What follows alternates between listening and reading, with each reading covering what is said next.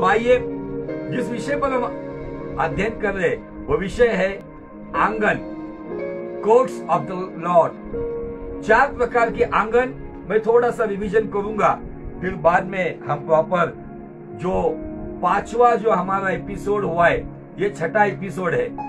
5 episode हम देख चुके हैं। अगर किसी को उन एपिसोड को सुनना है या प्रारंभ से इस स्टडी को समझना है तो वो यूट्यूब चैनल पर पास्टर राजू ठाकुर के नाम से अगर टाइप करेंगे तो आपको ये सारे एपिसोड मिलेंगे।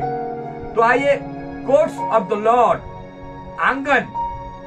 4 प्रकार के आंगन हमें बाइबल में दिखते हैं, जो घर का या राजमहल का, जहां पर साधारण व्यक्ति हो या एक ऊंचे स्थान पर रहने वाला व्यक्ति हो, हर एक के घर का आंगन बाइबल हमें दिखाता है। हमारे घर का भी आंगन होता है। उसके बाद मूसा के जमाने में जो मेल मिलाप वाला तंबू बनाया गया, उस तंबू के जो 3 भाग थे, उसमें आंगन, पवित्र स्थान और परम पवित्र स्थान या अति पवित्र स्थान, मोस्ट होली प्लेस, जिसे इंग्लिश में जिक्र किया गया है। उसके बाद हम ज्ञान का बादशाह, जिसे यहोवा ने 2 बार दर्शन दिया और जिसके द्वारा अपना भवन इज़राइल में उसने बनवाया, उस भवन के अंदर 2 प्रकार के आंगन परमेश्वर ने ज्ञान का बादशाह सुलेमान को बताया था।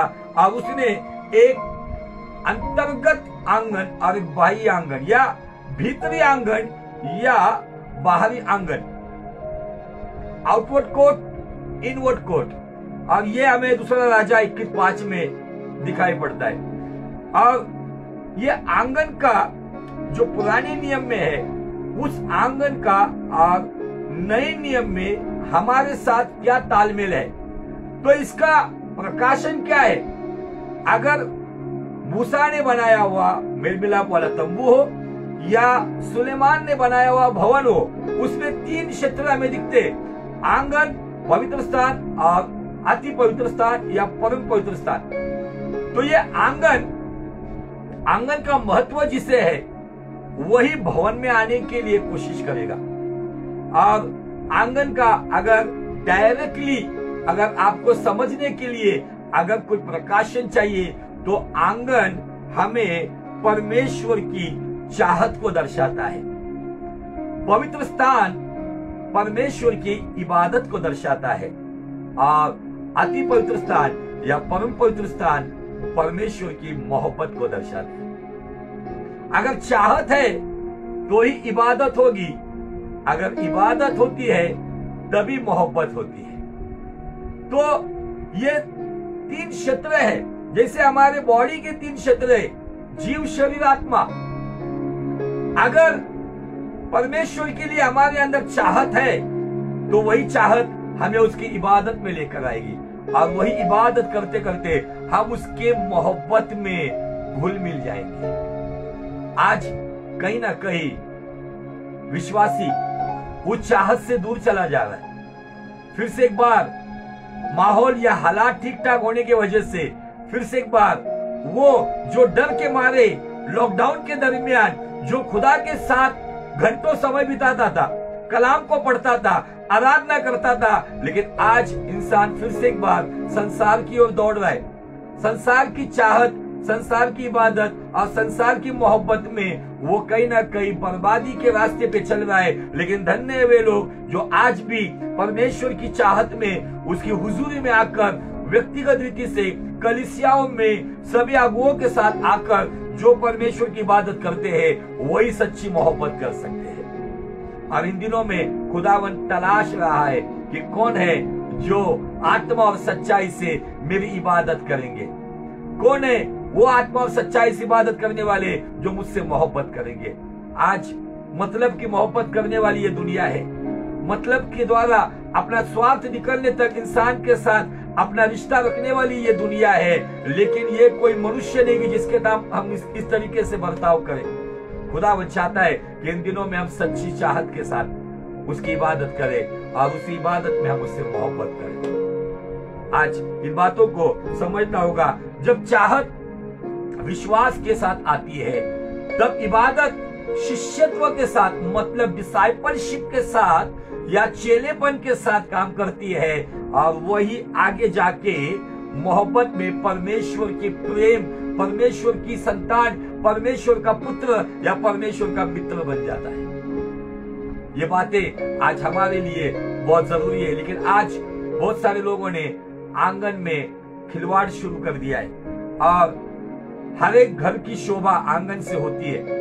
अगर उसका आंगन ठीक है, अगर उसके आंगन में कुछ गलत दिखता है तो समझ में आता है घर में भी कुछ गलत होगा।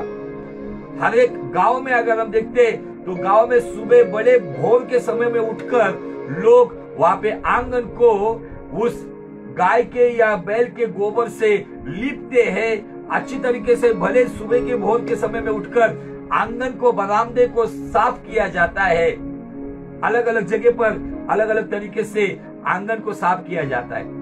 आज ये आंगन, क्या आज मेरे अंदर परमेश्वर की वो साफ सुथरी चाहत है या बनावटी चाहत है? क्या मेरे अंदर परमेश्वर को प्रसन्न करने वाली चाहत है या अपनी मतलब की चाहत है? आज उस चाहत को भी हमें साफ करना होगा, और वो साफ करने के लिए परमेश्वर के वचन का जल स्नान हमें रोज लेना होगा। जब हम इस तरीके से खुदावन के साथ उस चाहत से रहेंगे तो मुझे आपको बताना है, वही व्यक्ति इबादत में पवित्र स्थान में आएगा और उसी को खुदावन परम पवित्र स्थान में अपने आगोश में लेके मोहब्बत करेगा। आज ये बातें इंसान के लिए बहुत जरूरी है। और हम देख रहे कि आंगन का महत्व वो देख चुके हम, जो हमें भजन संहिता 84:2 और भजन संहिता 84:10 में दिखता है। 84:2 में हम देखते हैं कि वहां पे भजनकार कहता है कि परमेश्वर तेरी आंगन की अभिलाषाओं में मेरा जीव मूर्छित हो चला है। आंगन की अभिलाषा या आंगन की चाहत में मेरा जीव मूर्छित हो चला है। आइए उस वचन को पढ़ेंगे, जो वचन हम ऑलरेडी देख चुके हैं। भजन संहिता 84 वचन 2 और वचन 10 क्या कहता है? मेरा प्राण यहोवा के आंगनों की अभिलाषा करते करते मूर्छित हो चला है। मतलब एक प्रेमी अपनी प्रेमिका को मिलने के लिए जिस तरीके से तड़पता है ना, जिस तरीके से वो चाहत उसके अंदर होती है, कब जाकर मैं उसको मिलूं। लेकिन वो तो संसार का प्रेम है, कुछ दिनों के बाद उसी प्रेमिका का गला घोटकर वो मार भी देता है। लेकिन परमेश्वर की चाहत यहाँ पे वो कहता है कि यहोवा तेरे आंगनों की अभिलाषा करते करते मेरा प्राण मूर्छित हो चला है, मेरा तन मन दोनों जीवते परमेश्वर को पुकार रहे हैं। और 10 वचन कहता है, क्योंकि तेरे आंगनों में का एक दिन कई हजार दिनों से उत्तम है। यह आंगन मतलब परमेश्वर के साथ होने वाली चाहत। आप कितने भी बिजी क्यों ना हो, आपके पास कितना भी बिजी शेड्यूल क्यों ना हो, अगर आप परमेश्वर के साथ समय बिताए बिना अगर आप बाहर जाते हो तो ये चाहत नहीं है। आपका रेगुलरली परमेश्वर के साथ एक गहरा रिश्ता होना चाहिए। ये क्या कह रहा है? मैं तो इसको अच्छी तरीके से समझना चाहता हूँ या समझाना चाहता हूँ। वो कहता है कि 1000 दिनों के ऐशो आराम परमेश्वर के आंगन के एक दिन के सामने मैं कुर्बान कर देता हूँ। भले हजारों लोगों की मुझे दावतें आएगी, लेकिन वो दावतों से अधिक मुझे मेरे परमेश्वर के घर जाना बहुत जरूरी और महत्वपूर्ण लगता है। कभी कभी मुझे बहुत बुरा लगता है कि कुछ लोग संडे चर्च के वक्त कहीं घूमने चले जाते हैं, पिकनिक को चले जाते हैं, शादी ब्याह में चले जाते हैं, किसी प्रोग्राम में चले जाते हैं। और इन दिनों में तो अभी सीजन आ गया है ना क्रिसमस का, कुछ लोग संडे को अपने घर में डेंटिंग पेंटिंग में बिजी हो जाते हैं, साफ सफाई में बिजी हो जाते हैं, लेकिन कलीसिया में नहीं आते। मैं ऐसे लोगों को बताना चाहता हूँ, ये जो आपकी चाहत है ना, ये बनावटी और ढोंग से भरी हुई चाहत है। आपके घर में आप चुना पट्टी, कलर पट्टी नहीं करोगे तो आपका क्रिसमस होगा नहीं, ऐसा नहीं है। क्रिसमस ये कलर और लाइटिंग और क्रिसमस ट्री या सेंटा क्लॉज का पोस्टर लगाने से क्रिसमस नहीं होता है। क्रिसमस उस खुदावन की वो चाहत में होता है। अगर वो चाहत से हम चलेंगे तो हमारे लिए रोज क्रिसमस है। ये कहता है तेरे आंगनों में का एक दिन मुझे 1000 दिनों से अधिक उत्तम लगता है। क्या मेरी और आपकी गवाही है? आज किसी रिश्तेदार की दावत आती है तो क्या मैं संडे चर्च बंद करके जाता हूं? मुझे आपको बताना है, जो संडे के दिन अगर अपने परमेश्वर के भवन से अधिक संसार की बातों को महत्व देता है, वो संसार का है। लेकिन जो परमेश्वर के भवन में इबादत के दिन उस चाहत को छोड़कर वो संसार की चाहत को अगर जाता है तो वो पूरी तरह से मतलबी विश्वासी है। लेकिन जो परमेश्वर के भवन में आने के दिन के लिए भले रिश्ते नाते टूटे या कोई मुझे तुच्छ माने, कोई मेरे साथ रिश्ता तोड़ दे, लेकिन मेरा जो रिश्ता यीशु मसीह के साथ बना है, उस रिश्ते को निभाने के लिए मैं उसके भवन में जाऊंगा और उसके साथ इबादत में समय बिताऊंगा, उसके वचन में उसके साथ संगति करते हुए उससे मोहब्बत करूंगा, उसके बाद मैं दुनिया के कामों में जाऊंगा। वो है एक सच्चा, एक जेन्युइन लवर, परमेश्वर से प्रेम करने वाला। आगे क्या कहता है देखो, दुष्टों के डेरों में वास करने से अपने परमेश्वर के भवन की डेवड़ी पर खड़ा रहना ही मुझे अधिक भावता है। इसको और अच्छी तरीके से समझना है ना, तो वो क्या कह रहा है, दुनिया की बातों में, दुनिया के ऐशोआराम में दावतें उड़ाने से अच्छा परमेश्वर के भवन का मैं सिक्योरिटी गार्ड, वॉचमैन बन जाऊं, इसमें मुझे अधिक प्रसन्नता है। क्या आज आपकी और मेरी यह तमन्ना है? क्या मेरी और आपकी ये चाहत है कि प्रभु, आज बहुत सारे लोग संडे चर्च को कैसे आते हैं पता है? कुछ लोग वर्शिप के बीच में आते हैं, कुछ लोग वर्शिप खत्म होने के वक्त आते हैं, कुछ लोग मैसेज के वक्त आते हैं, कुछ लोग आखिरी आशीष के वक्त बेनेडिक्शन के आते हैं। लेकिन एक सच्चे प्रेमी की पहचान क्या है पता है? जो आंगन की चाहत रखते हुए आता है ना, वो समय पर या समय से पहले खुदा के भवन में सजदा करने आता है।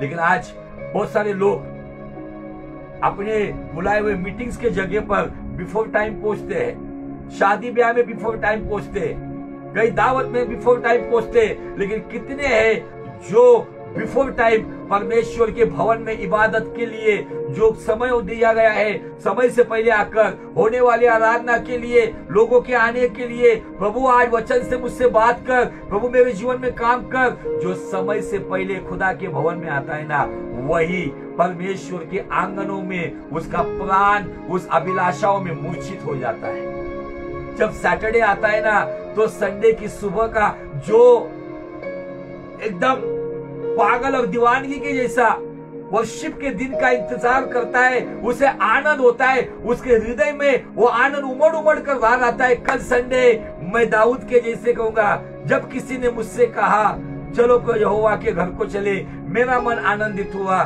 मेरा मन झूमने लगा।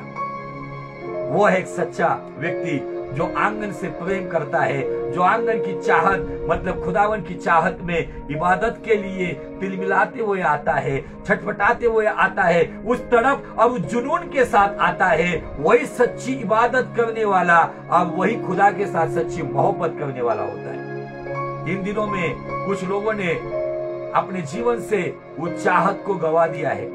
आओ, परमेश्वर फिर से एक बार आपको मौका दे रहा है। वो चाहता है कि मेरे बच्चे वो चाहत को फिर से एक बार प्राप्त करें, उसी चाहत से मेरी इबादत करें और उसी मोहब्बत से मेरे पास आए। कुछ लोगों के मोबाइल फोन जब चर्च में बजते तो वो मोबाइल लेके सीधा चले जाते हैं। कुछ लोग चर्च में बैठे बैठे चैटिंग करते या फिर भी व्हाट्सएप पर होते। ये लोग सच्चे नहीं है। जब यीशु मसीह आएगा तो नतीजा हम देखेंगे, वे मोबाइल, फेसबुक और दुनिया के संसार की चाहत में रहने वाले लोग यही रह जाएंगे। सच्चे मोहब्बत करने वाले लोग अपने दूल्हे के साथ अपने परमेश्वर के राज्य में चले जाएंगे। ये महत्व है आंगन का। आंगन का समर्पण हमें भजन संहिता 96:8 में दिखता है। वहां पे हमें समर्पण दिखता है कि प्रभु तेरे आंगन में मैं स्तुति के साथ आऊंगा, प्रभु तेरे आंगन में मैं धन्यवाद के साथ आऊंगा।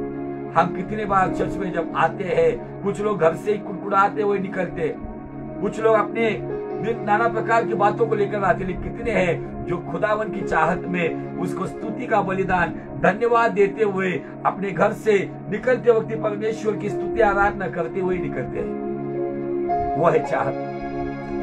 आंगन का अपमान या आंगन का न्याय जो हमें यशायाह 1:12 में दिखता है, और उसी विषय पर हम अध्ययन कर रहे। और चौथी बात है आंगन का ढोंग या आंगन का दोगलापन या आंगन में होने वाला न्याय, ये चौथा पॉइंट है, लेकिन उसको बाद में देखेंगे। यहाँ पे आंगन का अपमान जो यशायाह नबी का पहला अध्याय और वचन 12 में परमेश्वर क्या कहते हैं। यशायाह, आप चाहिए तो इस लाइव सेशन में टाइप कर सकते हो ताकि किसी को वो वचन पढ़ने के लिए आसानी हो।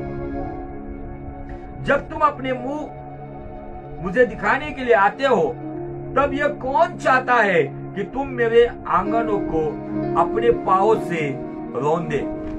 कौन चाहता है कि तुम अपने पांवों से मेरे आंगनों को रौंदे?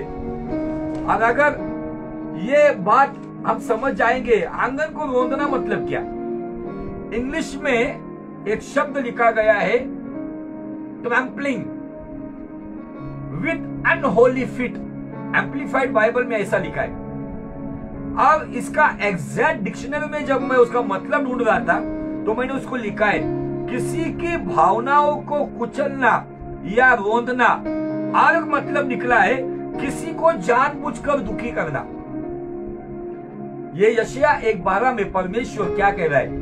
तुम मुंह उठा के आते हो, लेकिन तुम्हारे जीवन में इस तरीके से आप जीवन जी रहे हो जिसके द्वारा मैं आपके प्रति दुखी हूं। आप मेरी भावनाओं को या मेरी बातों को आप कुचलते हो, आंगन को रोनते हो, आप मतलब से आते हो, आप स्वार्थ से आते हो। और वो यहाँ पे कहता है मुझे मुंह दिखाने के लिए आते हो, ये कौन चाहता है कि तुम मेरे आंगनों को पांव से रोंदो? थोड़ा अगर 11 वचन अगर आप पढ़ेंगे, यहाँ पे देखो क्या लिखा है। यहोवा यह कहता है तुम्हारे बहुत से मेल बलि मेरे किस काम के हैं? कितनी बड़ी ऑफरिंग तुमने दी है, हजारों लाखों करोड़ों दिए, ये मेरे कुछ काम के नहीं है, ये तुम्हारे लिए चर्च की व्यवस्था के लिए ही है। आगे दिया है मैं तो मेंढों की होम बलियों से और पाले हुए पशुओं की चर्बी से अघा गया हूँ, मतलब मैं ऊब गया हूँ। आप केवल कर्म कर रहे हो, क्रिसमस के कर्म हो रहे, स्वीट बनाया जा रहा है, डेकोरेशन किया जा रहा है, लेकिन हृदय को डेकोरेट करने की जरूरत है। आज घर को साफ किया जा रहा है, लेकिन जीवन को साफ करने की जरूरत है।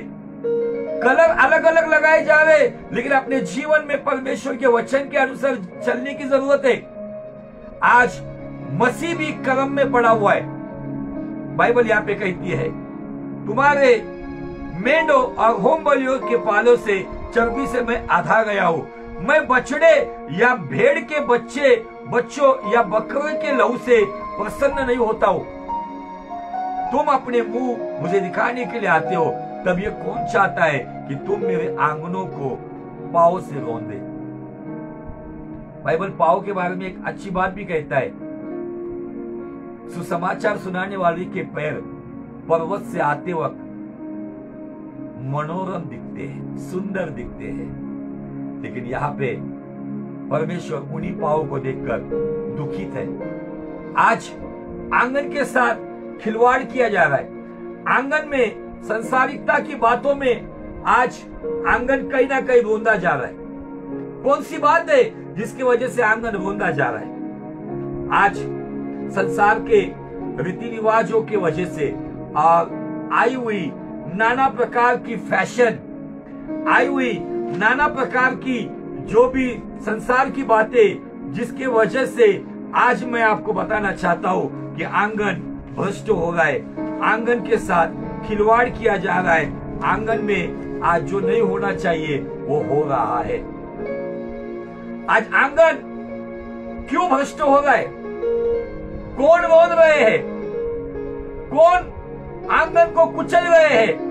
कौन आंगन में आकर परमेश्वर को रीस या गुस्सा दिलाने का काम कर रहे? कोई अन्य जाति नहीं। अन्य जाति आकर केवल चर्चेस बंद गिरा रहे, लेकिन आज आत्मिक दशा में अगर देखेंगे, जिन्होंने यीशु को जाना है, अनुभव लिया है, उसकी पवित्रता उन्हें पता है, वचन पता है, ये पता होने के बावजूद आज आंगन में आज जो 5 प्रकार के लोग हैं वो आज आंगन के साथ खिलवाड़ कर रहे हैं। परमेश्वर को ठट्टों में उड़ा रहे। अब वो कौन है?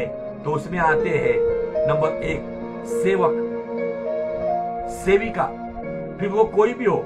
आज बहुत सारे so called apostle, prophet, evangelist, pastor, teacher बहुत सारे पैदा हुए। उसमें से अभी सबसे बड़े पैमाने में अभी आपको प्रॉफिट दिखेंगे, बहुत सारे प्रॉफिट एंड प्रॉफिटस, मेल भविष्यवक्ता, फीमेल भविष्यवक्ता।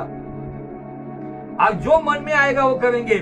मैं नाम के साथ बताना चाहता हूँ, परसों में ऐसे टाइम पास में एक वीडियो देख रहा था, कई सफर से आ रहा था, तो कोई एक यंग लड़का होगा, कुछ 20-25 साल का, अभिषेक रावत ऐसा कुछ नाम था।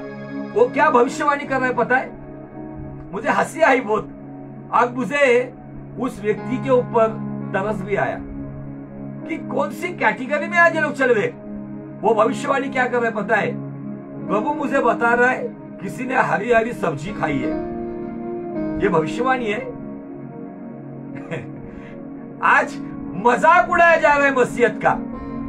दूसरी भविष्यवाणी क्या कर रहा है पता है? प्रभु मुझे बता रहा है किसी के बाल झड़ रहे, बाल झड़ने का शाप आया उनके ऊपर। मजाक बना के रखा है आज मसीहत का। और ये कौन कर रहे? अपने आप को सेवक कहलाने वाले, सेविका कहलाने। एक प्रॉफिटस का उस दिन देख रहा था मैं, वो क्या कह रही पता है? उन्होंने एक सेशन लिया है। वो सेशन कौन सा है पता है? प्रॉफिटिक प्रॉस्पेरिटी मीटिंग, मतलब भविष्यवक्ताई बरकत की सभा। आप सब जगह पे यही देखोगे। आप अच्छे अच्छे बूढ़े होने वाले लोग भी इस प्रॉफिटिक में पड़े हुए हैं अभी। लेकिन मैं सबके खिलाफ नहीं हूं, कुछ जेन्युइन लोग भी है जो इस एडवर्टाइज में नहीं पढ़ते, वो प्रॉफिटिक काम करते हैं, ना कि इसकी बड़ी एडवर्टाइज करते हुए कुछ बातों की नुमाइश करते हैं। वो प्रॉफिट लेडी क्या कह रही पता है? उस सेशन में जो समृद्धि या बरकत का सेशन है, वो क्या कह रही पता है? इतना वचन का गलत इस्तेमाल किया गया। वो कहती है कि जब पतरस शमौन नाम के वो चमड़ा बनाने वाला मोची के घर पे था, तब उसको फाइनेंशियल प्रॉब्लम था पतरस को। तो परमेश्वर की आत्मा ने उसको कर्नेलियस के पास भेजा, क्योंकि कर्नेलियस एक बड़ी मछली है जिसके पास बहुत धन है, वो शताधिपति, वो सूबेदार है जिसके पास बहुत माल पानी है। और वो कह रही है मैं यीशु के नाम में भविष्यवाणी करती हूँ, आने वाले दिनों में परमेश्वर आपके फाइनेंशियल प्रॉब्लम सॉल्व करने के लिए पतरस के जैसे आपको सहायता करेगा, आपको कर्नेलियस के पास लेके जाएगा। ढूंढो आपका कर्नेलियस। मजाक उड़ा के रखा है परमेश्वर के वचन का। अब लोग भी आमेन, हालेलुया, प्रेज़ द लॉर्ड, बड़ी तादाद में उस सभा में ऑनलाइन में लोग जुड़े हुए। मुझे बहुत दुख हुआ। क्या दर्शन कर्नेलियस देखता है, वो दर्शन का जवाब लेकर उसका सेवक पतरस के पास जाता है। पतरस को लेकर 3 दिन का सफर करते। पतरस जब आता है तो कर्नेलियस के घर में हजारों लोगों का उद्धार होता है। पतरस को धन की दौलत नहीं चाहिए थी, पतरस आत्माओं को जीतने के लिए वहां आया था। अजीजों, मैं आपको बता रहा हूं हाथ जोड़ के, इन दिनों में भरमाने वाले, बहकाने वाले बहुत सारे बहले आज ऑनलाइन सेशन में, स्पेशली ये अपने आप को प्रॉफिट करने वाले लोग हैं ना, उनको जांचो, उनको परखो, वो वचन की बात कैसे सिखा रहे। आप भी परखो, क्योंकि बाइबल कहती है बिरियो की कलीसिया जब पौलुस प्रचार करता था ना, उस प्रचार को घर जाकर वचन के साथ वो तालमेल करते थे, वचन के साथ उसको परखते थे और फिर उस पर ईमान रखते थे। वो बिरियो की कलीसिया के लोग बनो। कोई भी आपके लिए बहुत मीठी मीठी लगने वाली बातें कर रहा है इसलिए आमीन हालेलुया मत कहो। उस व्यक्ति का आपको ये बताने के पीछे का उद्देश्य समझो। ये बातें आपका जीवन नहीं बदलेंगी। परमेश्वर के वचन की एक लाइन आपके जीवन को एक झटके में बदल सकती है। ये सारी बातें, आज इन बातों का इन्फेक्शन लगा हुआ है और इसमें बड़े पैमाने में प्रॉफिटिक लोग ज्यादा आज जो काम बना हुआ है उसको बिगाड़ रहे हैं। उसके बाद आते अगुवे। कौन से अगुवे? जो चर्चेस में सेवकाई में हाथ बटाने वाले अगुवे। इन अगुओं की गवाहियों की वजह से चर्च के चर्च बर्बाद हो गए। कुछ किसी भी गलत बातों में पड़े हुए अपने आप को अगुवे कहते हैं। I am the leader. Leader ladder होना चाहिए। लैडर का मतलब है सीढ़ी। सीढ़ी उसके पायदान हर एक व्यक्ति को ऊपर चढ़ने के लिए सहायता करती है। लेकिन आज के देश के लीडर विश्वासियों के सर पे बैठे हुए। एक लीडर के अंदर वो लैडर, वो सीढ़ी होनी चाहिए जो चढ़ने के लिए अपना कंधा दे सके। चढ़, मैं तुझे चढ़ाऊंगा, बढ़ते जा आगे, मैं तुझे प्रोत्साहित करूंगा। एक लीडर प्रोत्साहित भी करता है, एक लीडर गलती होने के बाद उसे दोष भी दिखाता है, क्योंकि बाइबल का बेस है 2 तिमोथी 3:16 में दोष दिखाना, सद्बोध करना, सुधारना और नीति शिक्षा देना। एक लीडर में वो लैडर, वो सीढ़ी होनी चाहिए किसी को बढ़ावा देने के लिए। अगर लीडर बढ़ावा देता नहीं है तो वो लीडर कुछ काम का नहीं है, वो अगुआ कुछ काम का नहीं है। चौथे है आराधक। ये आराधकों के जीवन को अगर आप देखोगे, उनको सुर ताल कॉर्ड्स पता है, अच्छा आवाज है, लेकिन अच्छा चरित्र नहीं है।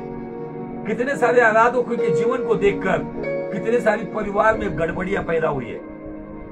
ये गलत गलत फैशन करने वाले, कुछ गलत बातों को अपने सामने लेकर आने वाले, केवल गायक बनकर खड़े रहने वाले। परमेश्वर को सिंगर नहीं चाहिए, परमेश्वर को वर्शिपर चाहिए। He doesn't want singer, he only want worshipper। और 5वें है विश्वासी। और ये सारी गड़बड़ियां, ये 5 प्रकार के लोग आंगन में खिलवाड़ कर रहे। अब वो आंगन को खिलवाड़ कौन सी बातों से कर रहे? पाप तो हो रहा है, लेकिन ऐसी कौन सी बात है जिसकी वजह से आंगन भ्रष्ट हो रहा है?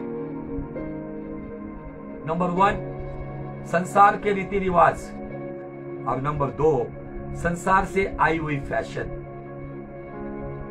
आज मैं पैशन ऑफ क्राइस्ट हूं या फैशन ऑफ क्राइस्ट हूं? मैं रीति रिवाज को पालने वाला हूं या मैं कलाम की नींव पर अपना जीवन रचता हूं? मैं अकॉर्डिंग टू वर्ड हूं, वचन के अनुसार हूं, या मैं अकॉर्डिंग टू वर्ल्ड हूं, संसार के अनुसार हूं? यह हमें परखना होगा। और ये रीति रिवाज, जो नॉन बिब्लिकल बातें आज आंगनों में सेवक सेविकाओं के द्वारा, अगुओं के द्वारा, आराधकों के द्वारा, विश्वासियों के द्वारा आंगन में लाई जा रही है, और इन बातों को बढ़ावा देने की वजह से आज आंगन इन नॉन बिब्लिकल बातों की वजह से भ्रष्ट हो रहा है। इसके बारे में यिर्मयाह नबी कहता है, यिर्मयाह 10:1 में वो कहता है, राष्ट्रों के संप्रदाय का पालन मत करो, don't follow the way of Nations. आज वेस्टर्न कंट्री से अगर कुछ फैशन आती है, अगर वेस्टर्न कंट्री में अगर कोई जवान लड़का चोटी बढ़ाकर, चोटी बांधकर, उसे एक अलग कलम लगाकर अगर वो गिटार लेके वर्शिप करता है, तो हमारे भारत में भी ये ट्रेंड आ जाता है। अगर वेस्टर्न कंट्री में अगर कोई प्रचार स्त्री है, अगर वो सर पे अगर ओढ़नी नहीं रखती है या सर को ढांपती नहीं है, तो उसी बात को लेकर हमारे सेविका भी अभी उन्होंने भी सर ढांपना बंद कर दिया है। वो वचन को महत्व नहीं देते, लेकिन वो स्टाइल को महत्व देते हैं। ये सारी बातें आज कहीं ना कहीं आंगन के साथ खिलवाड़ कर रही है। हमने कुछ बातों के ऊपर अध्ययन किया था। उसमें से पहली बात थी कि जो आज जो वेस्टर्न कंट्री से जो एक ऐसे रीति रिवाज आ रहे हैं, उसमें से पहली बात हम देखते हैं प्री वेडिंग शूट। शादी के पहले वो जोड़ी मिलती है, वो मंगेतर अपने मंगेतरिन को लेकर जाती है, लेकर जाता है, पर उसके साथ कहीं पर समंदर किनारे, जंगल में, सुनसान जगह पर फोटो शूट किया जाता है, प्री वेडिंग शूट। अब वो शूट वो कभी कमर में हाथ डालकर, आलिंगन देकर, गले मिलकर अलग अलग पोज में लिया जाता है। लेकिन मेरा कहना यह है, शादी से पहले अगर एक दूसरे के प्रति अगर दिल में वासनाओं को उत्पन्न करने वाली बातें होती है, तो क्या शादी पवित्र होगी? उसके बाद हल्दी समारोह, एक्चुअली हल्दी समारोह ये रखना ही नॉन बिब्लिकल है। क्योंकि मैंने परसों ही मेरे फेसबुक पेज पर एक पोस्ट को शेयर किया है। हल्दी समारोह का वैदिक अर्थ क्या है, हिंदुज्म के अनुसार, माइथोलॉजी के अनुसार क्या अर्थ है। आज हमारे लोग कहते हैं कुछ नहीं, फेशियल के लिए हल्दी लगाते, फिर उसको वो लड़की को और लड़के को घर में बिठाकर चाहिए उतना फेशियल करो उसको एक रीति रिवाज क्यों बनाते हो। और फिर उसमें फिल्मी नाच गाना होता है, डीजे लगाया जाता है, ठुमके मारे जाते, वही लोग परमेश्वर को धन्यवाद देने वाले वही फिल्मी गानों पर इस तरीके से उस एक प्रकार की शर्मिंदगी वाली बातों को लेकर आते। ये मसीहों को शोभा नहीं देता, संसार को शोभा देता होगा, लेकिन जिनका नया जन्म हुआ है उनको ये शोभा नहीं देता। क्योंकि हल्दी के दो बात बताना चाहता हूं। नंबर एक, हल्दी इसलिए लगाई जाती है कि शादी होने तक उन्हें दुष्ट की नजर ना लगे, या उनको भूत ना लगे, या दुष्ट का कोई काला साया उन पर ना आए, इसलिए हल्दी लगाई जाती है। अगर हम इस हल्दी का लगाने का अगर हम पालन करते तो इसका मतलब हम खुलेआम यीशु के लहू को, गौर से सुनो, यीशु के लहू को प्राइसलेस बना देते, बिना कीमती का बना देते, कौड़ी का बना देते, कौड़ी मोल का बना देते। हमारा संरक्षण, हमारा प्रोटेक्शन दुष्ट से यीशु का लहू करता है। ये पहला रीजन है ऋग्वेद के अनुसार। दूसरा रीजन, जो हल्दी लगाते उनके वैदिक अर्थ के अनुसार उनकी हल्दी उस दूल्हा दुल्हन को, उनके जीव शरीर आत्मा को शुद्ध करती है। ये पॉसिबल है। हमारे जीव शरीर आत्मा को दो ही बात शुद्ध करती है, परमेश्वर का वचन और यीशु का लहू। यीशु का लहू, वो वचन रूपी जल स्नान से, वो आत्मा के स्नान से हमारे जीव शरीर आत्मा को शुद्धिकरण होता है। आज ये रीति रिवाज हम जो फॉलो कर रहे हैं, हम परमेश्वर के आंगन में इन रीति रिवाजों को पालन करते हुए अगर उन्हीं मुंह को उठाकर उन्हीं पैरों से अगर हम उसकी चाहत के साथ खिलवाड़ करते, तो खुदावन यशायाह 1:12 में उस वक्त इजराइलियों को कहता है, इस समय में हमसे कह रहा है, क्या आप उठा के आते हो, तुम्हें पता नहीं तुम्हारे पैरों से तुम मेरे आंगनों को रोंदने वाले हो, कुचलने वाले हो, मुझे दुखी करने वाले हो, मुझे रिस दिलाने वाले हो। तीसरी बात, शादियों में वेस्टर्न कंट्री से आया हुआ एक कल्ट, एक रीति रिवाज, आज इसको बहुत बड़ा महत्व दिया जा रहा है। लोगों को ये बहुत शान की बात लग रही है। शादी में ब्रेड एंड वाइन दिया जाता है, प्रभु भोज, कम्युनियन, लास्ट सफर। इसका मतलब पता है? आज अगर वहां पे अगर ब्रिटेन का राजकुमार, वो चार्ल्स हो या कोई हो, वो अपनी शादी में अगर ये करता है, तो हम इंडियन लोग भी ये करना योग्य है क्या वचन के अनुसार?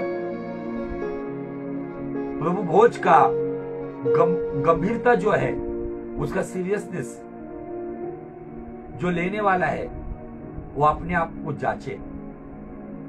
दूसरी बात, उस रोटी और उस प्याले का मर्म पहचाने। क्या शादी के दिन लोग उस विचार में रहते? क्या इसका पालन करने के साथ हम खुलेआम इन बातों को लेकर आते हैं? क्या ये गलत बात की नुमाइश नहीं है? पहले प्रभु भोज के द्वारा दिया जाता है, बाद में नशा के जैसे पीते लोग। ये बातें का असर बहुत सारी जगह पे हो रहा है। तीसरी बात और चौथी बात बताना चाहता हूं, अभी गाउन्स भी जो आ रहे, जो वेडिंग गाउन्स, उसमें जो दुल्हन का अंग जो ढकना चाहिए, वो ढकने के बजाय जो नहीं दिखाना है, वो दिखाने का भी एक नया रीति रिवाज आ गया है। क्या इन बातों से परमेश्वर प्रसन्न है? वही वैसा गाउन पहनकर वो दुल्हन चर्च के अंदर आ रही है, क्या ये शोभा देता है? वहां पे अमेरिका में शोभा देता होगा, लेकिन मुझे आपको बताना है, परमेश्वर का महान दास जिसकी पहचान की जाती है खून से लथपथ पैरों वाला प्रेरित, जो हमारे भारत का प्रेरित है, साधु सुंदर सिंह, वो कहता है अगर भारत को मसीह के लिए जीतना है तो भारत की संस्कृति से चलो। और भारत की संस्कृति गरिमा को बनाए रखती है, शर्मिंदगी की बातों का पूरी तरह से विरोध करती है और लाज हया शर्म को बरकरार रखती है। हमारी भारत की संस्कृति को हमें बनाए रखना है। सर पे पल्लू लेना, आदर करना, ये बातें बहुत जरूरी है। आज अगर हम टाई कोट पहनना बुरा नहीं है, मैं भी पहनता हूं, लेकिन हम इन बातों का इस्तेमाल कहाँ कर रहे हैं। उसके बाद आंगन के अंदर और एक बात आ रही है। अभी जो 2 नवंबर बीत गया, उस समय लोग मुर्दों को प्रसन्न करने के लिए या मुर्दों की इच्छाओं को पूरा करने के लिए ऑल सोल्स डे बोलकर कब्रिस्तान में जाकर एक ऑल सोल्स डे का फेस्टिवल जो रोम से आया हुआ है उसका पालन करते हैं। कब्र को जाके साफ करना, कुछ लोग तो इतने बेशर्म हो गए कि वो कब्र के पास जाकर एक लाइव वीडियो भी बनाते। उस व्यक्ति के जन्मदिन के वक्त वो आकर वहां पे, आपको और पता है कि लोग कहते हैं हेवनली बर्थडे, जिस दिन वो मर गया ना तो उनका कहना है वो स्वर्ग में गया। वो मृत्यु दिन नहीं है, वो स्वर्गीय दिन है। कुछ ऐसी बातें वेस्टर्न कंट्री से आ रही, इसलिए रोम में यिर्मयाह 10:1 में कहा है, don't follow the way of Nations. संसार के संप्रदाय का पालन मत करो। टाइप खत्म हो रहा है। उसके बाद अन्य जातियों के त्योहारों में हमारा शरीक होना, दिवाली के समय उनको यीशु मसीह का कलाम के द्वारा उनको शुभकामनाएं देना, हैप्पी दिवाली, हैप्पी ईद, ये हम लोग सब विश्वासी भी दे रहे। क्या ये ठीक है? वो करने के बाद हम उसी मुंह को उठाकर उन्हीं पैरों से खुदा के आंगन को, मतलब उस चाहत को रोनते हैं। क्या उससे हमारा बाप खुश है? क्या इन बातों से हमारा परमेश्वर प्रसन्न है? क्या इन बातों के द्वारा परमेश्वर सच में हमसे प्रेम करेगा? निश्चय प्रेम करेगा। वो दया का सागर है, ममता से भरा हुआ है, लेकिन कृपा बढ़नी चाहिए कि हम बार बार वो गलती करते रहे नहीं। अभी फास्ट फूड के जैसी शादियां होती है, फास्ट फूड के जैसा तलाक भी हो रहा है, डिवोर्स। 2 महीने में उनके अंदर तनाव पैदा हो जाता है, एक दूसरे के विचार उनको जचते नहीं है और वो डिवोर्स ले लेते। इसमें मैंने विश्वासियों से ज्यादा मैंने सेवक सेविकाओं को भी देखा है जो तलाकशुदा होने के बाद, अगर तलाक लेने के बाद अगर सच में परमेश्वर से प्रेम करता है तो वचन कहता है कि वो मरने तक शादी नहीं होगी। लेकिन हमने उन बातों को अपनी मर्जी से रखा है। अब ऐसे लोग बड़े हियाव से सेवकाई भी कर रहे। कुछ बातें हो सकती है, जेन्युइन कारण हो सकता है तलाक का, लेकिन उसको समय भी देना चाहिए। हमारे निर्णय, हम फैसले करने के लिए परमेश्वर के अनुग्रह के साथ इंतजार भी करना चाहिए। उपवास का समय, 40 दिन के उपवास, लेंट समय, ये सारी बातें, नॉन बिब्लिकल बातों को आज लेंट के समय को रमजान या सावन के महीने के जो अन्य जाति के उपवास है उसके साथ कहा जाता है। हमारे भी उपवास शुरू है। फिर उस वक्त दाढ़ियां बढ़ती है। जो शौक करने वाले, नशीली बातों में रहने वाले 40 दिन कुछ शौक नहीं करेंगे, लेकिन 40 दिन के बाद, गुड फ्राइडे के बाद, पुनरुत्थान के दिन वो लोग सभी शौक करेंगे।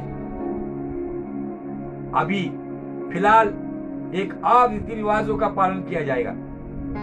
अगले बुधवार को और बातें हम देखेंगे, लेकिन थोड़ा बताकर रुकता हूं।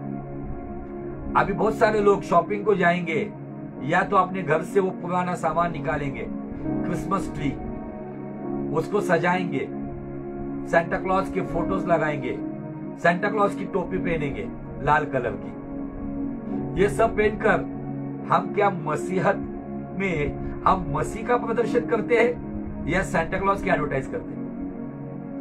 आज संसार का कंट्रोल सेंटा क्लॉज ने लिया है। बड़े बड़े मॉल्स में, शॉप्स में आपको वो सेंटा क्लॉज की लाठी, वो टोपी और क्रिसमस ट्री दिखेंगे। आपको पता है क्रिसमस ट्री, ये क्रिसमस ट्री नहीं है। बाइबल में जो तम्मूज नाम के व्यक्ति का जिक्र किया गया है, जिसके विषय 40 दिन के उपवास किए जाते थे, जो लेंट में परिवर्तित हो गए। 40 साल की आयु में उसे एक सुअर ने मार दिया, इसलिए 40 दिन के उपवास ये बेबीलोन के लोग करते थे और उसी रीति रिवाज का पालन रोम वाले करते थे। और जब रोम ने मसीहत को अपनाया, जो रोमन कैथोलिक बन गए, उन्होंने उसी उपवास को यीशु के उपवास बोल के उसको परिवर्तित किया। और ये जो क्रिसमस ट्री एक ऐसी दंत कथा है कि जब ये तम्मूज नाम का व्यक्ति, मेरे ख्याल से एस्केल 14:8 में दिया है, जब उसको सुअर ने उसको जब पूरी तरह से रोंदा, तब उसके खून के छींटे वहां पे जो क्रिसमस ट्री के जैसे जो पेड़ है उस पर गिरे। और एक ऐसी रीति रिवाज आ गई कि जिस पर इस तम्मूज का खून गिरा है वो पेड़ पवित्र हो गया। तब ये लोग उसके याद में उस पेड़ को अपने अपने घर में लाकर लगाते थे। और जब मसीहत को जब रोम ने अपनाया, तब वो पेड़ क्रिसमस ट्री बन गया। और उसी पेड़ को कुछ लगाते हैं, डेकोरेशन करते हैं। उसमें समय बर्बाद मत करो। डेकोरेट करना है तो अपने हृदय को डेकोरेट करो, क्योंकि बाइबल कहता है नीति वचन 4:30 में, सबसे अधिक अपने मन की रक्षा कर, क्योंकि उसी के भीतर जीवन का मूल स्रोत है।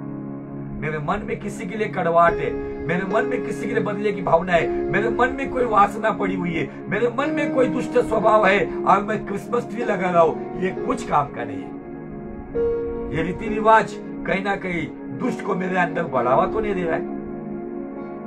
हमें पता नहीं था, हम भी क्रिसमस ट्री लगाते थे, हम भी सेंटा क्लॉज की टोपी पहनकर, हम भी वो ड्रेस पहनकर, हम भी कैरल में उसके साथ डांस किया करते थे जब पता नहीं था। लेकिन जब सत्य पता चला, ये सेंटा क्लॉज क्या कर रहा है, यीशु मसीह का महत्व खुद को ले रहा है। क्या आपको अच्छा लगेगा कि यीशु मसीह का महत्व कोई दूसरा ले रहा है? आपको भाएगा वो? मुझे तो बर्दाश्त नहीं होगा। यीशु का महत्व कोई माइका लाल ले नहीं सकता। यीशु के पहले ना कोई था, यीशु के बाद कोई होगा। One and only Jesus Christ. मुझे बिल्कुल यह हजम नहीं होगा कि यीशु का महत्व सेंटा क्लॉज ले रहा है। आज एडवर्टाइज क्रिसमस की सेंटा क्लॉज पे की जा रही है, गाने उस तरीके से आ रहे, सभी क्षेत्रों में सभी जगह पर मसीह का महत्व ये ले रहा है। और आपका और मेरा ये फर्ज है, ये महत्व टूट जाए, ये गलत नींव टूट जाए और सच्चाई से यीशु मसीह के पास लोग आए। आपके घर में सेंटा क्लॉज का फोटो लगाने से आप मसीह नहीं होते, आपके जीवन में यीशु का वचन होने से आप मसीह होते। बहुत जरूरी ये बात है। आज वचन के साथ मैंने बात नहीं की है, लेकिन इन्हीं बातों को लेकर मैं फिर से वचन के साथ बात करूंगा। टाइम पूरा हो गया है, लेकिन शायद क्रिसमस के पहले परमेश्वर हमसे बात करना चाहता था कि हम बदल जाए, हम सुधर जाए। क्या मैं इन सारे संसार के ये जो रीति रिवाजों के और तौर तरीके का पालन करते करते, क्या मैं मसीह की ओर से दूर जाकर क्या उसके आंगन को रोंदने वाला तो नहीं बन रहा हूं? मुझे अपने आप को जांचना, बदलना है। क्योंकि रोमियो 12:2 कहता है, इस संसार के सदृश ना बनो, अपने आप का, अपने मन का नवीनीकरण हो जाए। कोई भी रीति रिवाज मुझ पर हावी ना हो जो नॉन बिब्लिकल है। भले मेरा दोस्त टूट जाए, मेरा रिश्तेदार खफा हो जाए, लेकिन मेरा सच्चा दोस्त यीशु मसीह और मेरा खून का रिश्तेदार यीशु मसीह जो प्रसन्न हो, उसी बात के लिए मैं जीऊंगा और आखिरी सांस तक इसी बात का पालन करूंगा। मैं क्रिसमस बनाने से मसीह नहीं बनता हूं, मैं मसीह के वचनों पर चलने से मैं मसीह बनता हूं। भले क्रिसमस के दिन मैं नए कपड़े नहीं पहनूंगा, इससे मैं मसीह नहीं होता, ऐसी बात नहीं है। लेकिन मेरा नवीनीकरण हर दिन होना, मसीह के स्वभाव में चलना, ये मेरे लिए रोज का क्रिसमस है। प्रभु चाहता है, क्रिसमस बनाने के खिलाफ मैं नहीं हूँ। हम भी क्रिसमस की भक्ति लेंगे, क्रिसमस की सेवकाई करेंगे, उस दिन आराधना होगी, प्रचार करेंगे, लेकिन वही बात सब नहीं है। क्रिसमस वो है जिसके अंदर वो क्राइस्ट का प्रेम आया, उस क्राइस्ट की तमीज आई है। परमेश्वर ने हमें चेला बनाया ताकि हम तमीज से उसके कलाम के अनुसार जीवन जिए, ना कि हमारे जीवन को देखकर लोग मसीह पे कलंक लगाए। ऐसे होते हैं मसीह लोग। ऐसा कुछ कहने से पहले हमारे जीवन को हम सुधारना चाहिए। आइए हम प्रार्थना करते हैं।